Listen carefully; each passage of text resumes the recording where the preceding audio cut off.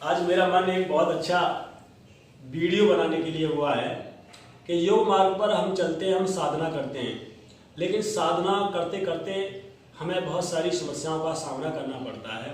हमारा शरीर, हमारा मन, हमारी इंद्रियां और संसार की वृत्तियां, विकार हमको अवरोध पैदा करते हैं। तो इसके समाधान के लिए भगवान पतंजलि जी ने जो सूत्र दिया है वो मैं आप सबको बताने का प्रयास करूंगा, उसकी व्याख्या करने का प्रयास करूंगा, ताकि योग मार्ग में आने वाली हमारी बाधाएं कम हो जाए। तो प्रारंभ करते हैं। व्याधिस्त्यानि प्रमादालस्य अविरति भ्रांत दर्शन अलब्ध भूमिकत्व चित्त विक्षेपास्ते अंतराया। और अगला ही सूत्र है दुख दौर मनस्यंग में जत्व सांस प्रश्वास सभुव। यानी 13 विकार हैं: व्याधि, स्त्यान, प्रमाद, आलस्य, अविरति, भ्रांति दर्शन, अलब्ध भूमिकत्व, अनवस्थित्व और चित्त विक्षेप। तो 9 तो ये अवरोध है हमारे जीवन में आने वाले। मैं थोड़ी थोड़ी इनकी व्याख्या भी आपके लिए कर देता हूं। और 4 और हैं: दुख, दौर्मनस्य, अंगमेजत्व, सांस प्रश्वास सभुव। इन 2 सूत्रों के माध्यम से भगवान पतंजलि जी ने इन 13 अवरोधों का, अंतरायों को हमें बताया है कि ये 13 प्रकार के अवरोध हैं जो आपको योग मार्ग में चलने पर बाधा उत्पन्न करते हैं। तो व्याधि आप सब जानते हैं, ज्यादातर योग साधकों को व्याधियां लग जाती है, ग्रसित हो जाते हैं वो शारीरिक और मानसिक व्याधियों से। स्त्यान कहते हैं आदतों के द्वारा हम अपने आप को ऐसा बना लेते हैं, वो आदतें छूटती नहीं है और उन आदतों की वजह से, चाहे वो नशे की आदत हो, चाहे विषयों के भोग की आदत हो, या अन्य प्रकार के खाने पीने से संबंधित या हमारे आहार विहार जो भी आदतें हमें कुछ गलत पड़ जाती हैं, जिनकी वजह से हम योग मार्ग पर नहीं चल पाते। प्रमाद यानी हमको मद से और ज्यादा ऊंची अवस्था होती है प्रमाद। हमको शारीरिक, मानसिक, वो अन्न के द्वारा या अन्य नशे के द्वारा, चाहे वो शराब हो, भांग हो, गांजा हो इत्यादि में पड़ जाने पर भी हमें योग मार्ग में अवरोध उत्पन्न होता है। आलस्य आप सब जानते हैं, आलस्य काम करने का मन न करना, यानी योग मार्ग पर चलने में हमको परेशानी महसूस होती है, अरे क्या करेंगे, छोड़ो। अविरति, हम चीजों से चिपक जाते हैं, रति कहते हैं जुड़ने को और विरति कहते हैं अलग होने को। तो अविरति की एक अवस्था आती है कि हम अपने आप को जिन चीजों से हमने जोड़ लिया है, जिन विषयों से हमने आपको जोड़ लिया है, उनसे हम अलग नहीं हो पाते। भ्रांति दर्शन, भ्रांति कहते हैं हमको सही और गलत का ज्ञान नहीं हो पाता। हम योग की साधना किस मार्ग से करें, किस गुरु के पास जाएं, हम निर्विकार ब्रह्म की उपासना करें, साकार ब्रह्म की उपासना करें, निराकार ब्रह्म की उपासना करें, कैसे हम आगे चलें, किस गुरु के माध्यम से, मूर्ति पूजा के द्वारा या बिना मूर्ति के द्वारा, किस साधन से हम आगे चलें, ऐसी भ्रांति बनी रहती है आदमी को, योगी को। अलब्ध भूमिकत्व, हमको कुछ मिल नहीं रहा है, हम योग पर चल रहे हैं लेकिन आनंद हमको नहीं आ रहा है और हमको अपने सच्चिदानंद स्वरूप का आभास, झलक नहीं मिली है, ताकि वो आनंद भीतर से मिले। अब जब भीतर से आनंद नहीं आ रहा है, मार्ग पर चलने से, योग मार्ग पर चलने से, योग करते करते हमको भीतर से आनंद नहीं आ रहा है, तो ये अलब्ध भूमिका है, हमको कुछ मिला नहीं योग से, तो भी हम छोड़ देते हैं, नीरस हो जाता है। योग पर बहुत से मैंने योग साधकों को देखा है, अरे यार योग तो नीरस चीज है, हमको उसमें कोई अच्छा नहीं लगता, इससे तो डांस अच्छा है, इससे तो कथा भागवत अच्छे हैं, ये अच्छे हैं, वो अच्छे हैं, इससे तो हम अपना ये कर लेते हैं। ऐसी उनके अंदर बातें मैंने सुनी है, देखी। ये है अलब्ध भूमिका। चित्त विक्षेप एक अनवस्थित्व और है। अलब्ध भूमिकत्व, अनवस्थित्व, यानी कि हम उस योग मार्ग में चल तो रहे हैं लेकिन उसमें स्थिरता नहीं है, हम अभी अपने आप को स्थिर नहीं कर पाए हैं, कभी करते हैं, लगातार महीनों करते रहते हैं, फिर बीच में विराम लग जाता है, क्योंकि उसमें हमको इतनी ज्यादा आनंद नहीं आ रहा है। तो ये अनवस्थित्व है। चित्त विक्षेप यानी चित्त में विक्षेप बने हुए हैं। जो वृत्तियां होती हैं प्रमाण, विपर्य, विकल्प, निद्रा और स्मृति, इन 5 वृत्तियों में चित्त घूम रहा है। अभी हमारा चित्त वृत्तियों से रहित नहीं हुआ है। भगवान पतंजलि जी ने दूसरे ही सूत्र में कह दिया है कि योगस् चित्त वृत्ति निरोधा। जब तक चित्त की वृत्तियों का निरोध नहीं होगा तब तक योग नहीं होगा। तो चित्त की वृत्तियों का निरोध करना पड़ता है। तो ये चित्त का विक्षेप जो बना हुआ है ये भी योग मार्ग में बाधक है। इसके अलावा 4 और हैं। वो 4 हैं दुख, दौर्मनस्य, अंगमेजत्व, सांस प्रश्वास, सभव। यानी कि दुख लगे हुए हैं हमको संसार से दुख उत्पन्न होता है, अपने आसपास के माहौल से या अपने साथियों से, मित्रों से, परिवार से, घर से हमारे मन में दुख उत्पन्न होता है। और दुख सुख के चक्कर में जो मन लगा हुआ है हमारा, वो भी योग मार्ग पर आगे नहीं बढ़ पाता।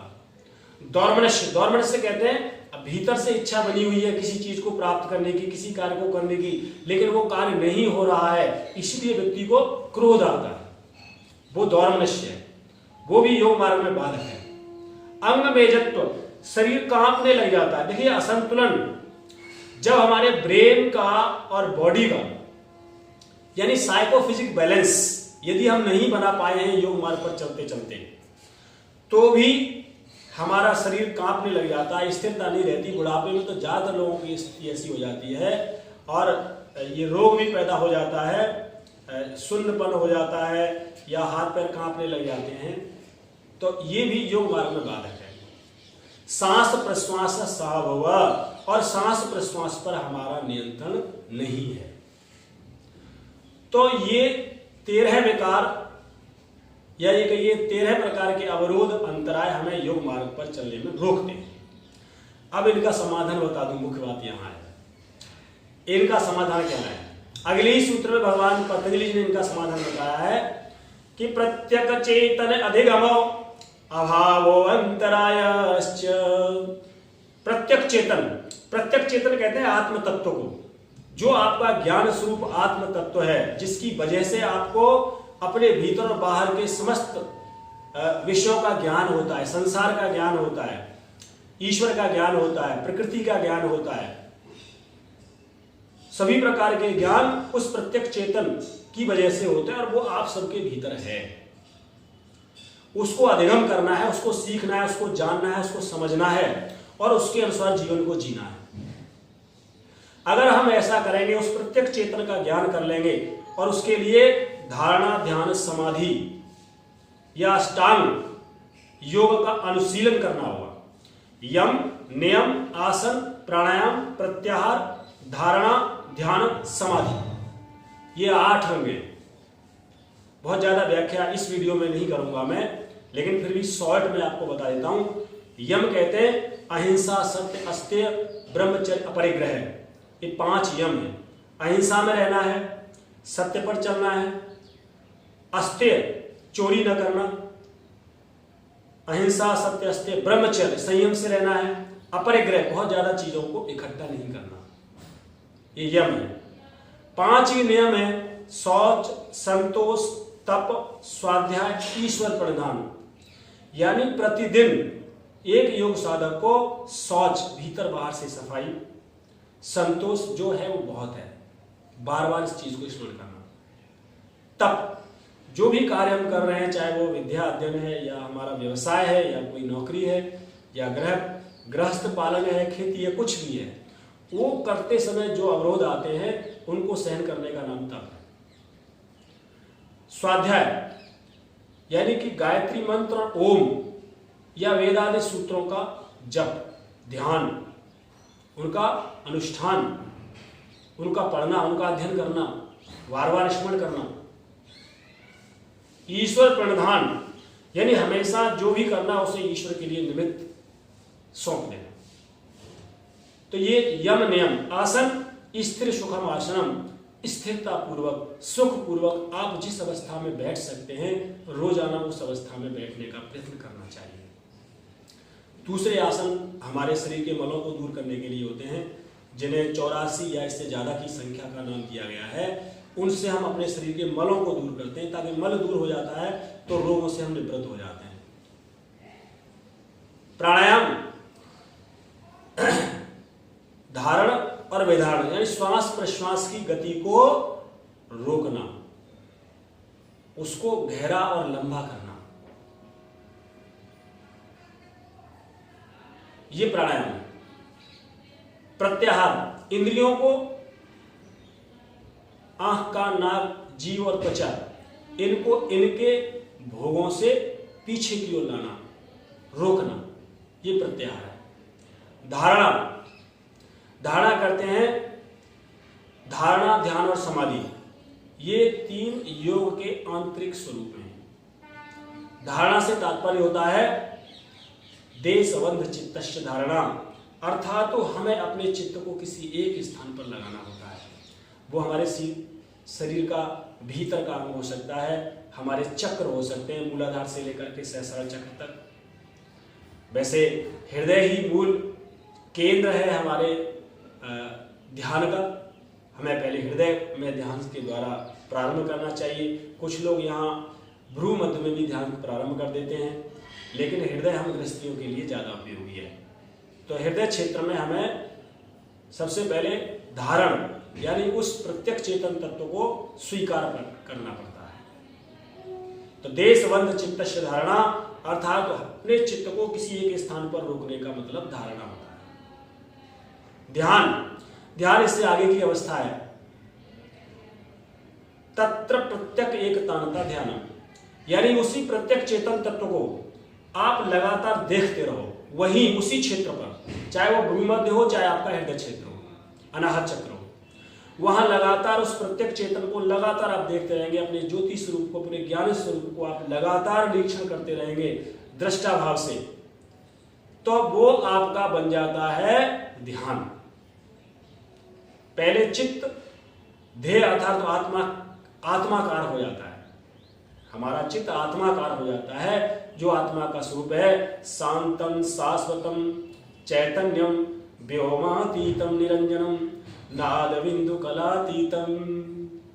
ऐसा है आपका आत्मस्वरूप। शांत है, शाश्वत है, चैतन्य है, व्योमातीत यानी आकाश से भी परे है, निरंजन आंखों से नहीं देखा जा सकता, नाद बिंदु कलातीतम, ना कोई ध्वनि है, ना कोई बिंदु है, ना कोई कला है, ना घटना है, ना वर्णा है, हमेशा एक रस, एक जैसा। ऐसा है हमारा आत्मत्व जिसको गुरु कहा गया है, वही हमारा ध्येय है। बात बहुत ज्यादा वीडियो लंबा हो रहा है, बात समापन की ओर ले रहा हूं। तो हमें फिर समाधि की अवस्था को प्राप्त करना होता है उस प्रत्यक्ष चेतन को जानने के लिए। समाधि क्या है? समाधि में आता है तदेव अर्थमात्र निर्भासनम स्वरूप शून्य नामेव समाधि। यानी ध्यान करते करते, लगातार ध्यान का आप प्रयास करते करते, अभ्यास करते करते, तो एक ऐसी अवस्था आती है तब आप अपने आप को शून्य सा महसूस करने लग जाते हैं, और इस स्थूल और सूक्ष्म जगत का केवल रहस्य आपको ध्यान में रहता है। लोप हो जाता है, स्थूल जगत का भी लोप और सूक्ष्म जगत का भी लोप, केवल कारण जगत और भाव जगत ही योगी के सामने रह जाता है जानने और समझने के लिए। उस शून्य अवस्था को समाधि कहते हैं। उसमें रह करके आप बिल्कुल आनंद से परे की अवस्था में पहुंच जाते हैं, वहां आनंद भी नहीं।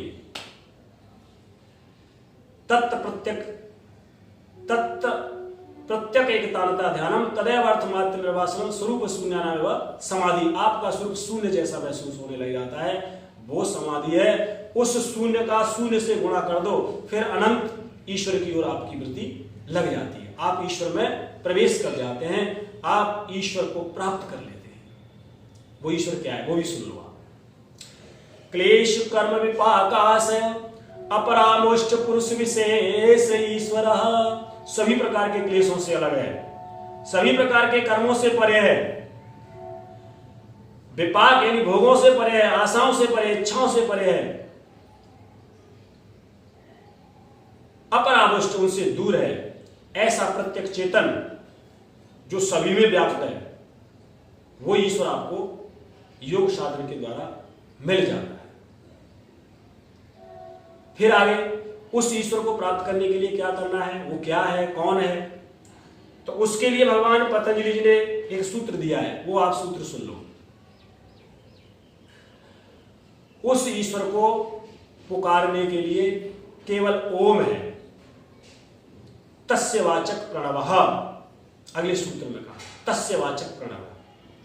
उस ईश्वर को पुकारने के लिए केवल ओम है।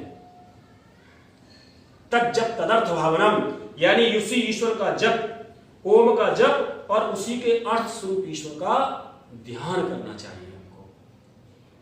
वो ईश्वर सभी प्राणियों में, सभी जड़ और चेतन सब पदार्थों में चेतन तत्व के रूप में विद्यमान है और सबके साथ एकाकार होने पर वो आपको प्राप्त हो जाता है।